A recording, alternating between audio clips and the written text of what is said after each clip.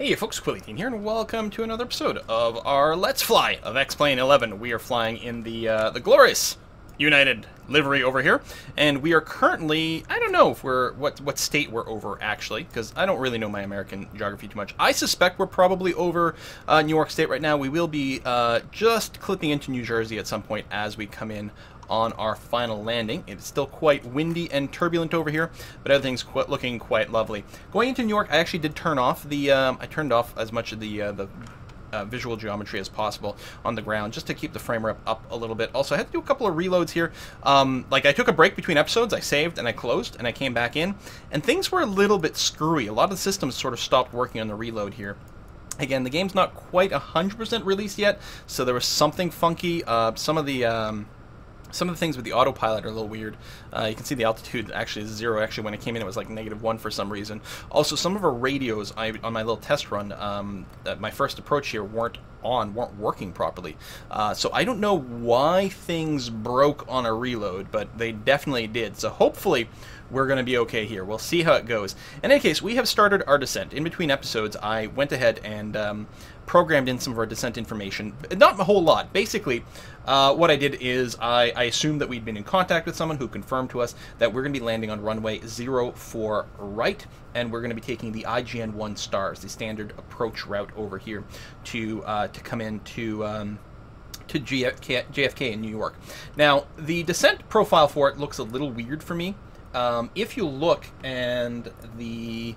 Hang on a sec, I'm trying to bring up the correct chart here. Where's the stars? Stars right over here. And then if I do window, not that, window capture, like that, there we go. To me, I'm reading this as saying if we're coming in on IGN-1, flight level 190, and even into here, expect flight level 190. There's something, like, odd about that. Like, why are we coming in, like, that flight level, and are we supposed to descend in a sort of a spiral here? I'm not sure. Where if we came in on this Lendy 6 route over here, we'd be going at, I think that's 4,000. I think 3,600. I think that might be the minimum. I'm not sure. 4,000, 4,000, 4,000, 2,900. And in any case, when we fly from Lendy through to, we're going to fly over LaGuardia, or yeah, which seems odd to me. Like, really, we fly that close to another airport? It looks like it's going to want us to descend to 3,000 over here. So it looks like maybe we descend in a spiral here coming in from the IGN-1 route. But that is not what our flight computer has. It has a steady descent all the way through.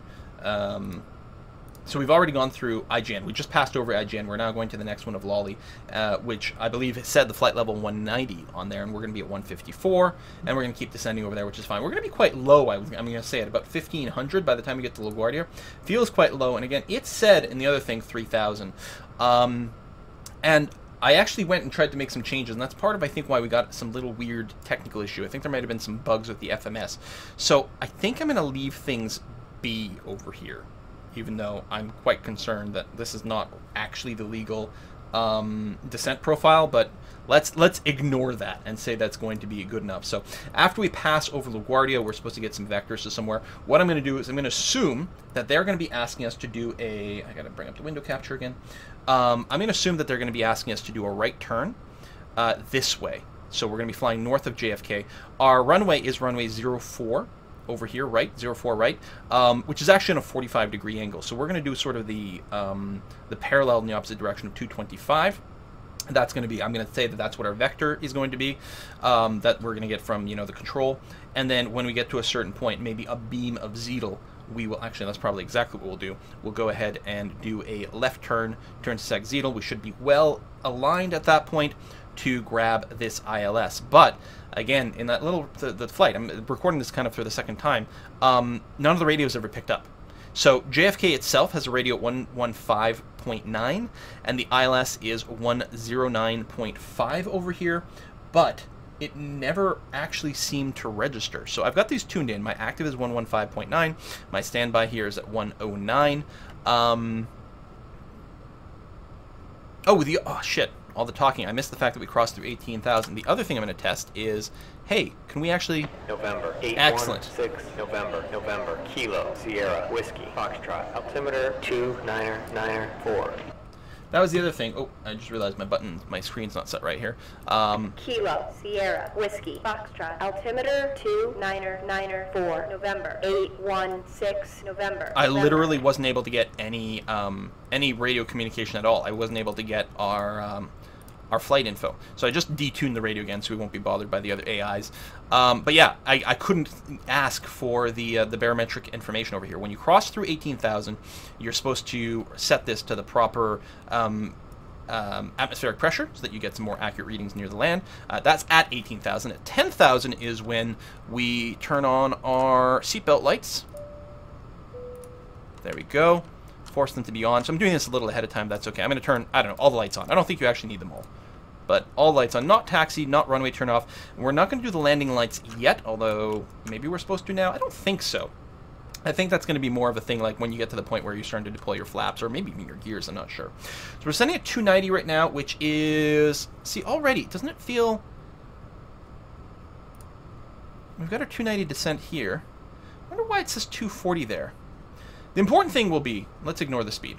The important thing will be when we get below 10,000, we'll drop us to 250 as our target, in which case that would be fine. Yeah, I don't know why it's listing 240 as a speed here.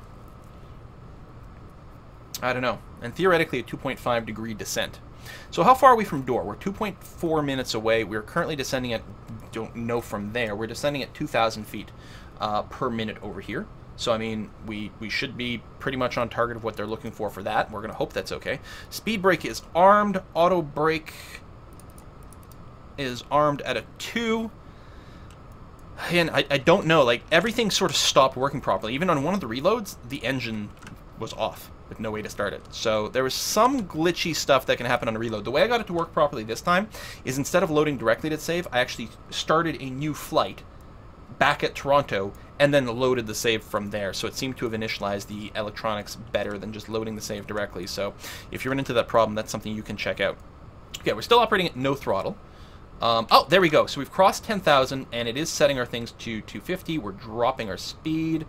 We're doing the flight level change, so it's trying to burn off the speed and then we'll start to descend a little bit, which is fine actually, because we really should not be overspeeding below 10,000. That's actually okay that we're sort of sticking around here while dropping. The other way to do it might have been if we'd taken a little bit more direct control and bled off speed before 10,000, so we wouldn't have to sort of level off, change our speed, and then drop again. But I don't know. I guess this is probably fine.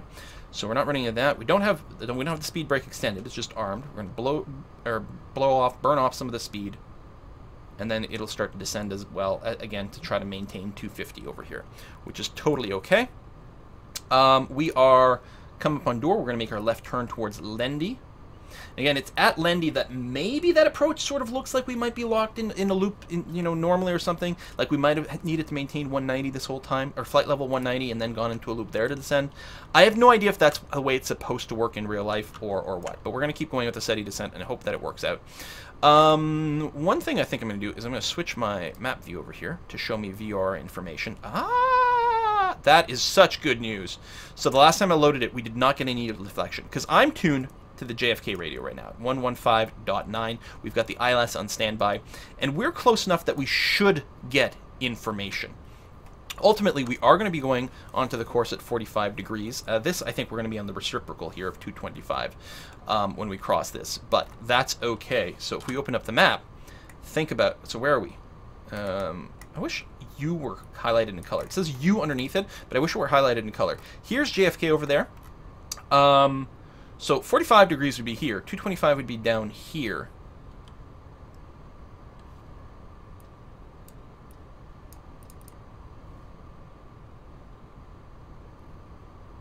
I'm betting there's another radio around here that's actually a 115.9. It's the only thing that makes sense, because there's no way we're crossing the 45 radial from JFK right now. There's no way, because if JFK is here, 45 is be over here. So we're not crossing that. So there's another station that's a 115.9 somewhere over here, and we're crossing that. We're also crossing another plane. Can we see it? Oh, it's probably way above us, because we're quite low. Yeah, cannot see it. Okay, that's fine. So we're heading towards Lendy. We're 8 nautical miles away from that. We continue to descend. We're only descending at 1250 right now. We're maintaining a speed of 250. We've got that flight level change in there still, which is cool and groovy and fine. That's with us with having no throttle whatsoever.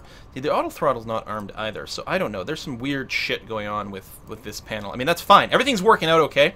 I think our descent rate, though, I actually think our descent rate is not being run by this. I think we just happen to be lucky that descent is working out perfectly well with running 0. Can I tweak my throttle? Yeah.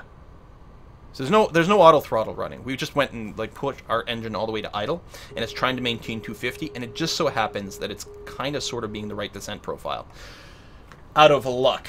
So something is off, because we really should be in speed mode, I think. Nah, maybe not. That's flight level's fine. I don't know. Or vertical speed. I would think the FMS would engage the vertical speed mode. That's what I'm used to seeing, because it would tune this vertical speed such that we would hit our markers at exactly where we want to be. But let's try not to think too much about that. What I'm actually thinking, though, is I think I'm going to program in an altitude of 1500 here, because I'm kind of worried that, and while I still think 1500 is way too low, in fact, I'm positive of it. You know what? Fuck it. 3000. Screw it. 3000. Feet above the ground.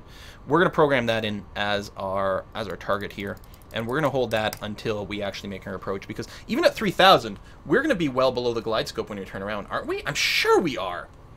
Something's bizarre.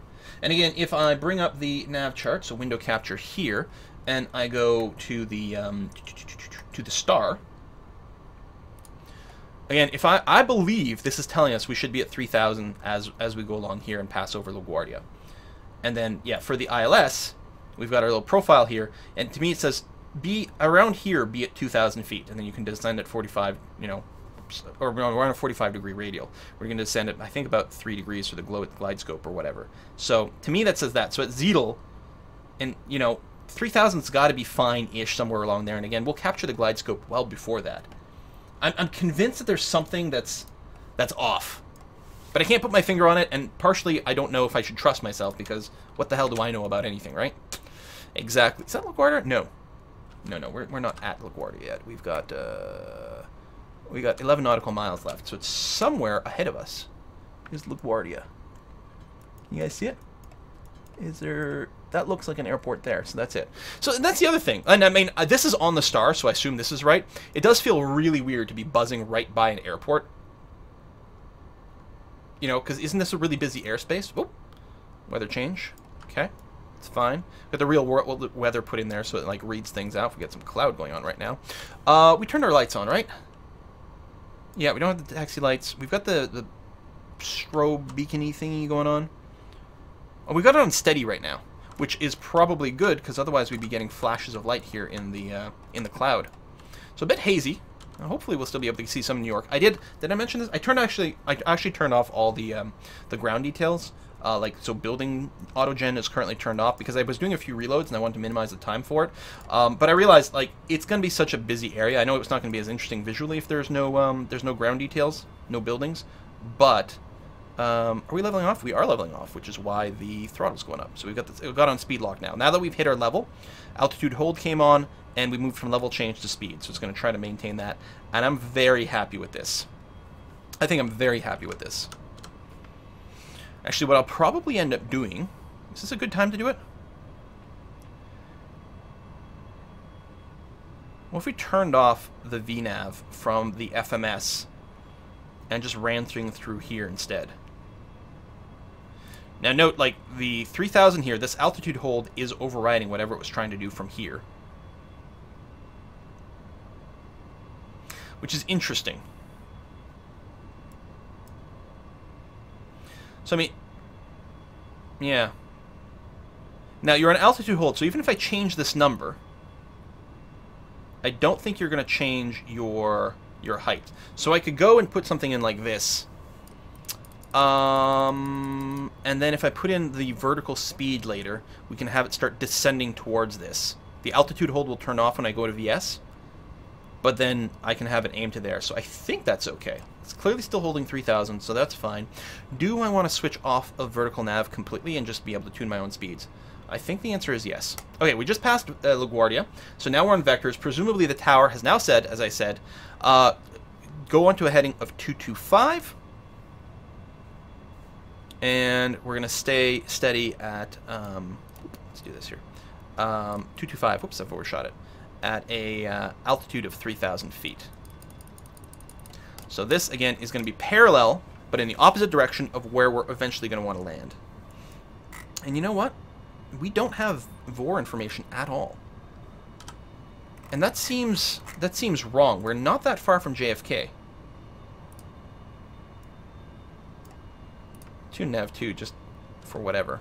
It feels like we should have a signal. Maybe we're too low to the ground.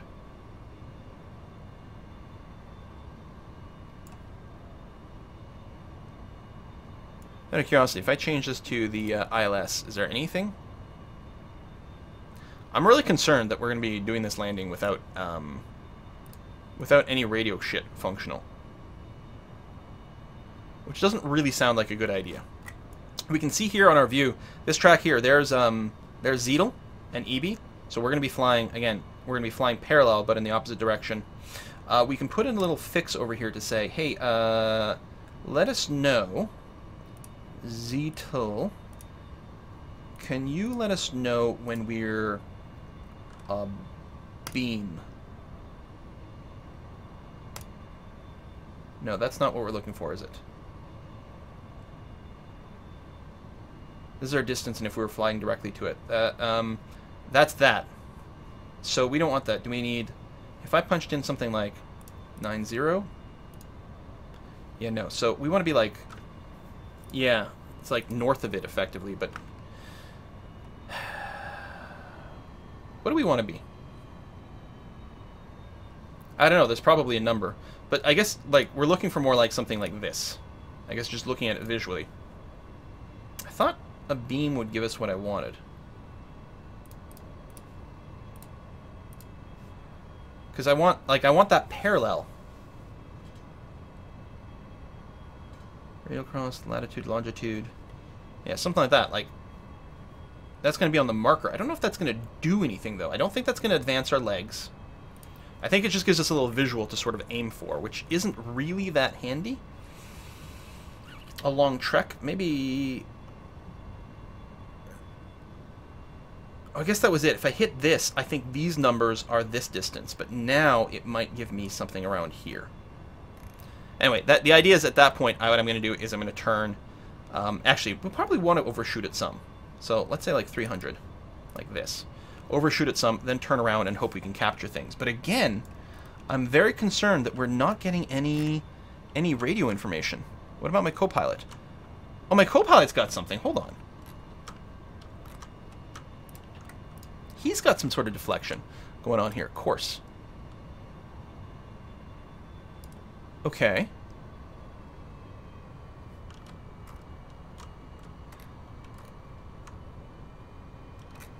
How can I have this, but it's not there? Do I have to...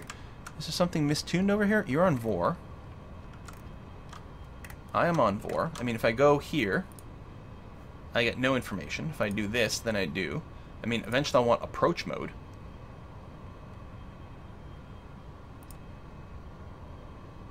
Oh.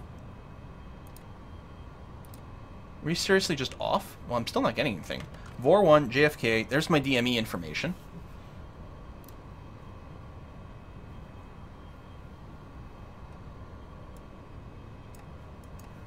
So, alright, my co-pilot's on the nav beacon. If I go with this, I can switch to the ILS, which may or may not, you know, be present. I mean, I'm going to want to be on approach mode. I guess I'll turn that on so I can get the JFK distance. I'm definitely not picking up anything on my ILS.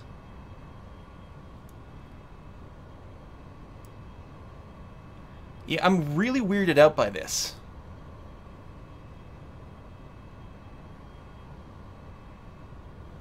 It feels like I should be getting deflection information. I'm very, very, very weirded out. I mean, I must have something set wrong. But why? I don't know. You know what it's time for, though? It is time to bleed off some speed. And we're going to drop to a speed about 180. Now, one of the things that would be nice, if I had the FMS integration into this plane like more properly. Below glide slope P height.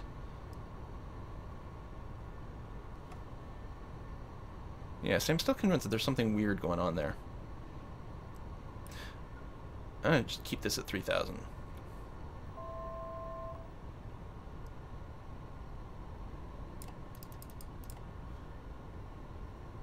It's fine. So yes, if this was integrated, I would have my flaps deploy schedule over here.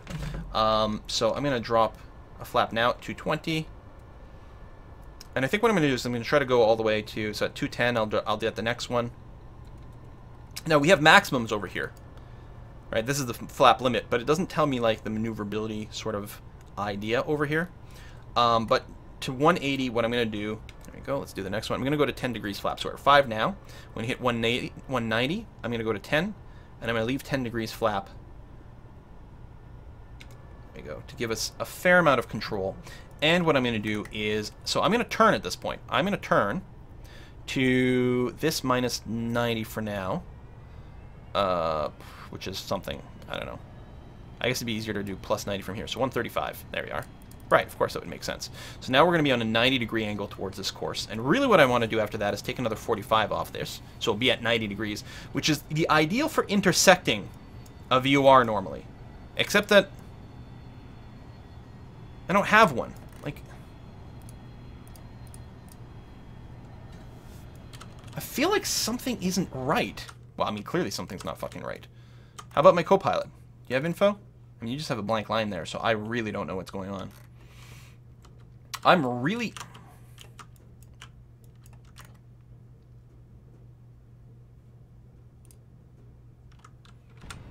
Now, 192.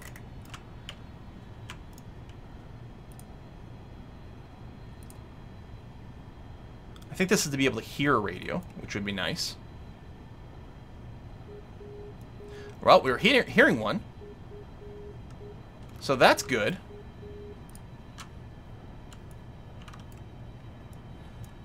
I don't know. Again, I can hear radio. I just don't get it, like, visual. So this is the fact that we're tuned in. We can hear the Morse code from nav 2. If I turn that off, we no longer will hear that. But it's clearly tuned into something. Okay, the fact that I'm still hearing something, to me, means I am hearing my nav 1. It's just not showing up on my display. It's really not showing up on my display. All right, we're going to fly direct to Zeetle, and then see. Zeetle, go, execute, LNAV, fly to Zeetle.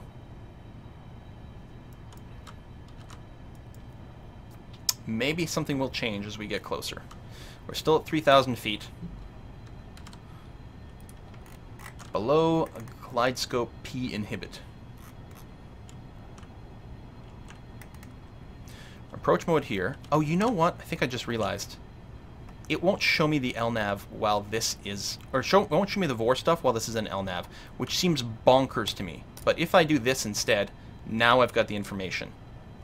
My course is all fucked up. What? I don't know why that is. Okay, you're going to do that. Whoa! Alright, so there you go. So the glide scope, or not the glide scope, the VOR lock is over on our right. Glide scope, we are below the glide scope. Okay, why is that? Why was it not showing to me while we were in LNAV mode? Alright, well, we definitely will not need this anymore, so we're going to get rid of that. We are going to be moving into approach mode momentarily. Definitely below this. Speed. Do we want to drop down to like 160? I think we're going to land at about 155 is what we're going to sort of ballpark. I guess 180 is still fine for now. We're still 15 miles out from JFK. 15 nautical miles out. So I think we're going to be fine like this. I don't think we have to rush out our landing gear. Yeah, that is so weird. Because, like, my question would be then, like, what if you want to be able to check your position relative to some nav points while still being an LNAV? You still want your navigation to be determined by your FMS, but you want to peek, confirm things next, you know, with radios and stuff. Alright, we're closing in on that, which is good. It'll capture it and stick us on. And yeah, we're well below this right now. But we're going to intersect the 3,000 based on that chart we've got here. Yeah. The 3,000 here is somewhere probably after Zeetle. And certainly before EB is where we're going to intersect the glide scope. Is there... I don't know if there's like more places to check those numbers. Probably something. But yeah, say at 7.6 nautical miles away is when we're going to hit 2,000 on there. But we should actually get the glide scope information before that. I just think it's not guaranteed. Alright, so we should be 100% locked on. 45 degrees. 45 degrees to the ILS, which is great. Okay, perfect, excellent. That is correct. Whereas if you're 45 degrees from the JFK beacon, that's not necessarily going to be what you're looking for. So we're getting information here. I guess because... Oh, right, because we're locked onto the ILS. We've got ILS info. Good, good, good, good, good. Now, the glide scope is moving. I'm going to put us in approach mode over here, because then it'll also capture the ILS. And we're climbing for that. What I'm going to do is I'm going to go ahead and suggest that we can go ahead and slow down to 160. I'm going to extend another level of flaps.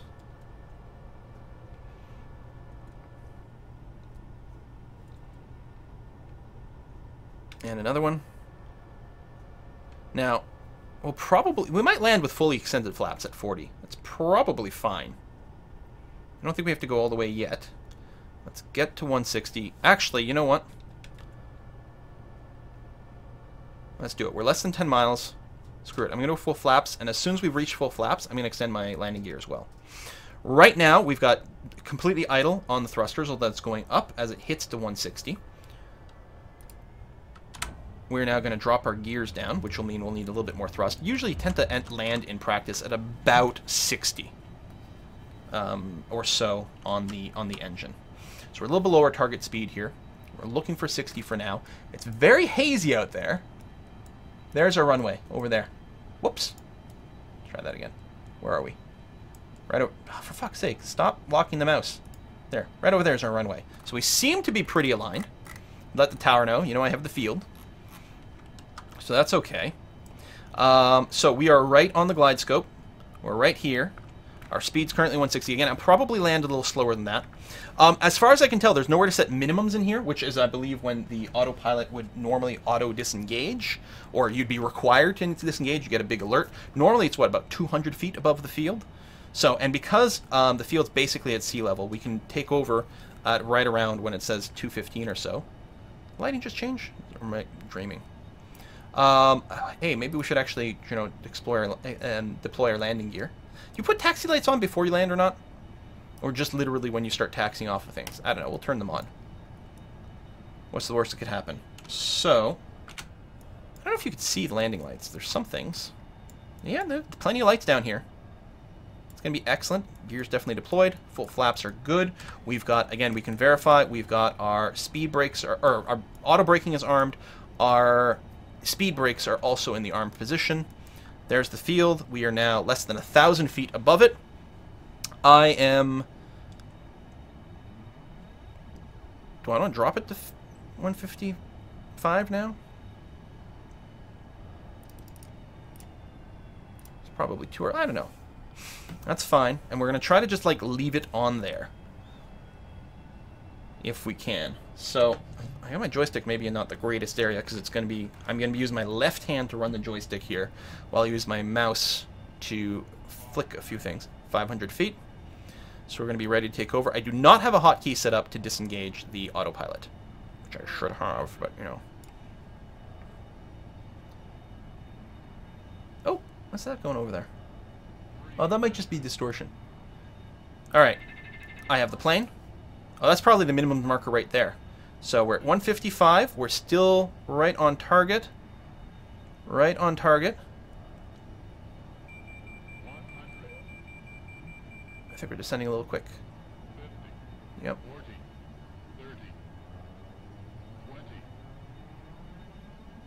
153.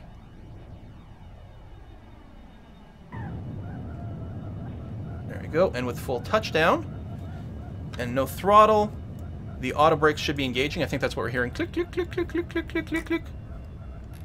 Yep, that's the auto brakes.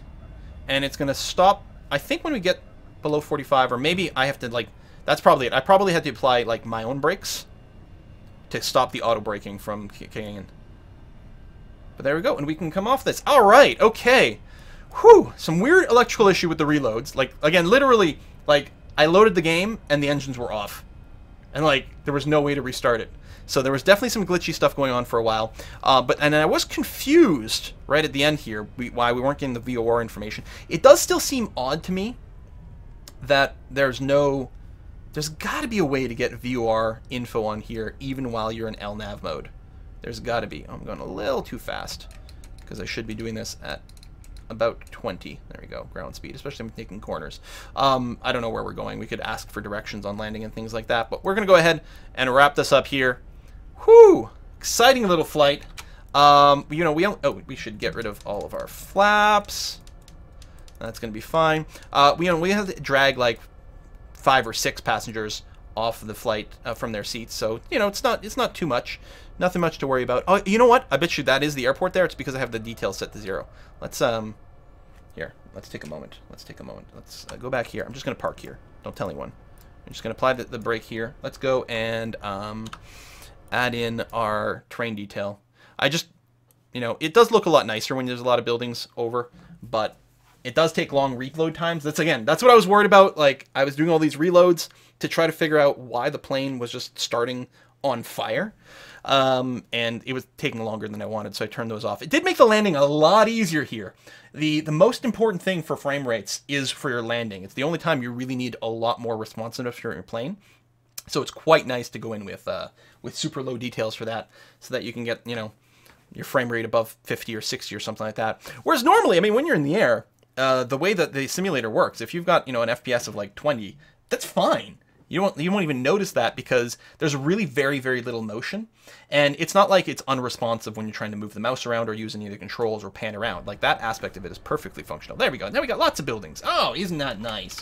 Let's go and see the external view. There we go. Tons of stuff all over. There's the tower, so that's clearly where we're going. Just disengage the brake. Give us a little bit of oomph. And I should be on the middle yellow line over here. Not going off the taxiway like I am. There we go. So we'll wrap it up here. You know, I don't think anyone needs to see me just park this plane somewhere else. We did the hardest part, which is the landing. I don't have the mod anymore to tell me how hard the landing was, but I feel like it was pretty soft because, like, it took us actually a fairly long time to drop the last, say, 30 feet or whatever based on the callouts. I don't know if that's true, but I think it was okay. I felt like we got a little crooked at the end. It might have been a bit of a one-wheel touch rather than 2 wheels hitting simultaneously, but overall, I'm going to call that a successful flight. Thank you very much for watching, folks. See you next time.